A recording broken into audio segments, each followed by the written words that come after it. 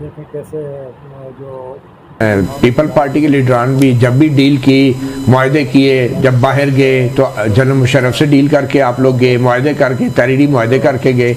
अब अगर PTI establishment से मुज़ाकरात करना चाहती है तो नून लीग को क्या एतराज़ है, और कि आप क्यों समझते हैं कि इनको आपसे बात करनी चाहिए? आप खुद तो बगैर एस्टैब्लिशमेंट के हुकूमत में भी नहीं रह सकते। बिस्मिल्लाहिर्रहमानिर्रहीम, रब्बि सल्ली अला मुहम्मद व आले मुहम्मद। मती, हमें कहाँ पे एतराज़ है? एतराज़ उनको है जिनसे ये बात करना चाहते हैं, और बार बार ऑन रिकॉर्ड वो आके इनको बता चुके कि अगर बात करनी है तो सियासी क़यादत से बात करनी है। और सियासी क़यादत को ये कहते हैं अर्दली, सियासी क़यादत को ये कहते हैं 17 सीट, सियासी क़यादत को ये कहते हैं पता नहीं कितने किलोमीटर का वज़ीर आज़म। तो इस तरह की जब गुफ्तगू की जाती है तो आपकी संजीदगी ज़ाहिर होती है। एक तरफ तो एस्टेब्लिशमेंट को बार बार पैगामात भेजते हैं। अब मसला इनका अंदरूनी है, वो सारा गुस्सा हम पे निकालने की कोशिश करते हैं कि यार जो कुछ है, जितने भी मुकदमात हैं, जो वसीयतें हैं, जो मसाइब हैं खान साहब के पीछे, उसके पीछे हुकूमत वक्त है, बिलखसूस PMLN की तरफ इशारा करके। तो हमारी तरफ से तो कोई ऐसा मसला है नहीं।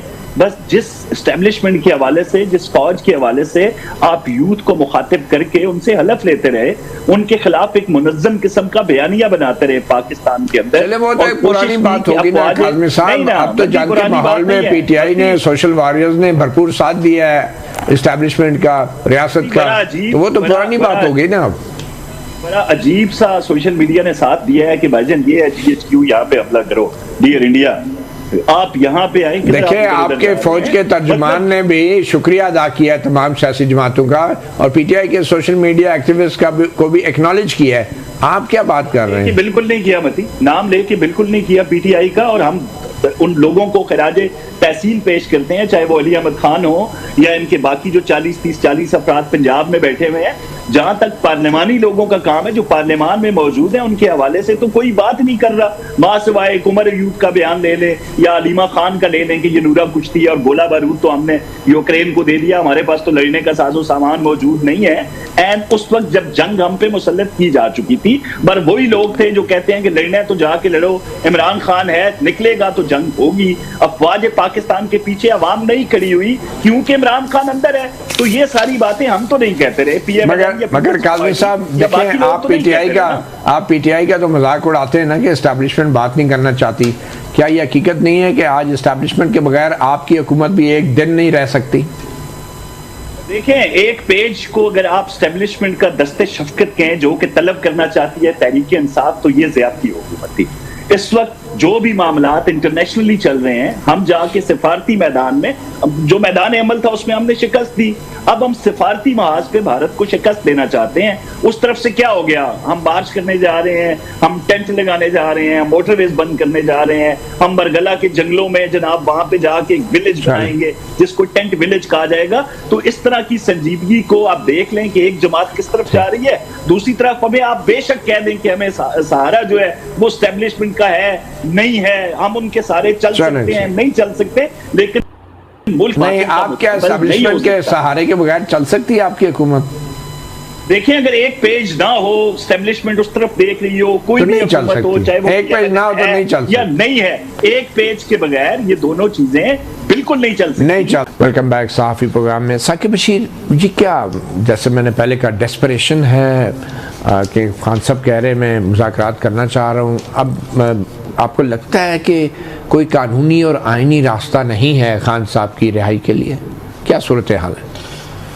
वैसे जो डेस्परेशन का वर्ड आपने इस्तेमाल किया, मैं इसको बिल्कुल सेकंड करूंगा। उसकी वजह है जो बात, जिस तरह उन्होंने बात की आज अडियाला जेल में कि हमारे केसेस नहीं लगाए जा रहे। पहले तो ये उनको शिकवा था कि हमें जो है हमारे खिलाफ केस बनता नहीं है, मेरिट पे हमें रिलीफ मिलना चाहिए, वो मिल नहीं रहा। अब जो शिकवा है वो एक्सट्रीम लेवल का है, और मैं एज ए कोर्ट रिपोर्टर भी समझता हूँ कि ये हमने कभी इस तरह देखा नहीं है कि केस ही ना लगे। मतलब रिलीफ मिले या ना मिले वो अलग बात होती है, यहाँ पे केस सही वो बात कर रहे हैं, केस नहीं लग रहा। 17 जनवरी को सज़ा होती है, 27-28 जनवरी को वो उस पर जब वो अपीलें फ़ाइल करते हैं, सज़ा मुअत्तली की दरखास्तें मेरे ख्याल में मिड फरवरी में उन्होंने दायर की। फिर वो लगवाने के लिए उन्होंने एक अर्ली हियरिंग की दरख्वास्त दी, दूसरी अर्ली हियरिंग की दरख्वास्त दी। पिछली जो ईद थी उससे ईद उल फितर से पहले 25 मार्च को आई थिंक समाअत थी, तो जज साहब ने कहा कि ईद के बाद हियरिंग होगी। ईद के बाद केस ही नहीं लगा। फिर उन्होंने अर्ली हियरिंग की दरख्वास्त दी, फिर रोस्टम पे गए, बात की, फिर सेक्रेटरी साहब से बात की, फिर अंदर जाके जज साहब से बात की। जस्टिस सरफराज डोगर की बात? जी एक्टिंग जो चीफ जस्टिस है उनकी बात कर रहा हूँ। वहाँ पे बात की, उन्होंने कहा जी लग जाएगा। फिर केस लगा, फिर उस पर ऑब्जेक्शन था। ऑब्जेक्शन उन्होंने कहा कि ओवररूल करते हैं, नेक्स्ट वीक अब केस लगेगा। नेक्स्ट वीक केस लगा तो उन्होंने कहा जी अब हफ्ता गुजर गया है, इस हफ्ते केस लगना था कोर्ट ऑर्डर के मुताबिक जो ओपन कोर्ट में अनाउंस हुआ था, केस नहीं लगा।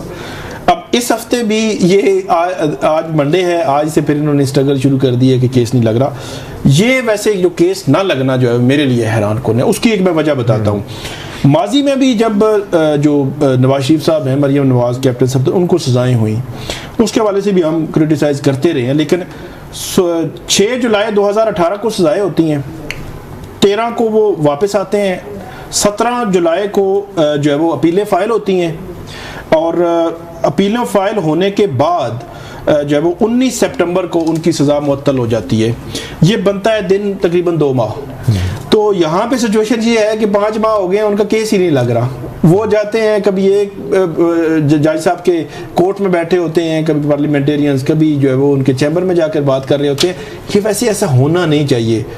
केस लग जाए, रिलीफ मिले ना मिले, डिसमिस करना है, जो भी होना है वो तो अगला मरहला है ना। केस ना लगना वैसे मैंने भी कभी नहीं देखा, कोई केस ही नहीं लग रहा जी। अच्छा, ये जो सजाओं के खिलाफ अपील है, ये उसी केस की आप बात कर रहे हैं ना? 190 मिलियन पाउंड केस की बात कर रहे हैं। उसमें भी अपील में उन्होंने मंगवाया था रजिस्ट्रार से, तो वो हमने पहले भी डिस्कस किया था कि रजिस्ट्रार ने कहा था कि इनके जो नंबर है ना अपील का, वो 2025 में नहीं आ रहा। तो जब रजिस्ट्रार ये कह देता है ना, तो फिर सजा मुअत्तली की जो इब्तदाई रिलीफ की दरख्वास्त है, वो तो डेफिनेटली कोर्ट ने सुननी होती है। उसमें वो कहता है कि आप मेरी अपील अगर आप लगाएंगे 2026 में, तो तब ये कंसिडर हो जाए कि कब तक का जो इसकी बरियत है, केस बनता ही नहीं था, तो मैं जो 2 साल सजा काट चुका हूं, वो भी नहीं लगा रहे हैं, तो वो सजा मुअत्तली की दरख्वास्त नहीं लग रही। तो ये अजीब सी, ये बड़ी एक अजीब सूरत हाल है। मैं तो जो डेस्परेशन का वर्ड आपने इस्तेमाल किया, उसके पीछे ये है कि अदलिया का जो दरवाजा है, शायद वो समझते हैं कि बंद हो रहा है उनके लिए।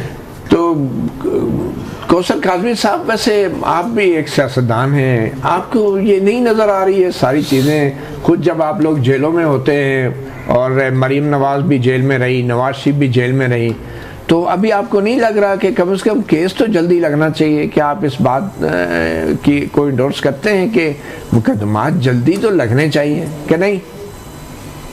मती के खान साहब केस मंगवाए जाते थे, वो सहूलतकारी खत्म हो गई है अदालतों के अंदर से, इसलिए वो डेस्परेट, जैसे मेरे भाई साकिब ने कहा कि वो डेस्परेट नजर आते हैं। आप भी ये कह रहे हैं कि केस नहीं लगना चाहिए?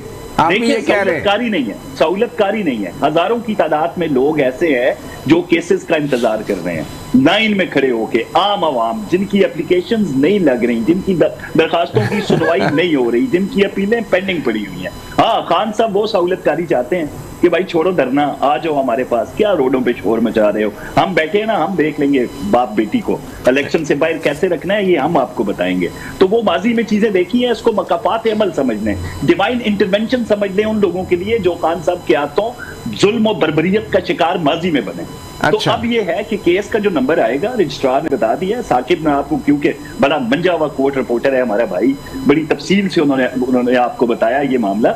नंबर्स आगे पीछे हो सकते हैं, थोड़ी सी देर सवेर हो सकती है, ज्यादा डेस्परेट होने की जरूरत नहीं है खान साहब को, एन मुमकिन है कि आने वाले चंद दिनों में लग जाएंगे। अच्छा, वैसे एक तो कौसर साहब, एक तरफ आप कहते हैं कि खान साहब पॉलीग्राफिक टेस्ट दे, वो जो झूठ पकड़ने वाली मशीन है जिसकी तारें जो है इंसान के जिस्म के साथ लगाई जाती हैं, ये पॉलीग्राफिक टेस्ट कभी नवाज शरीफ ने करवाया अपनी ज़िंदगी में, जो उनके ऊपर भी बड़े बड़े मुकदमे बने? देखें, ना किसी ने सादिक अमीन का, ना किसी ने वायद ईमानदार शख्स का पाकिस्तान में, ना उन्होंने खुद दावा किया कि मुझसे बड़ा ईमानदार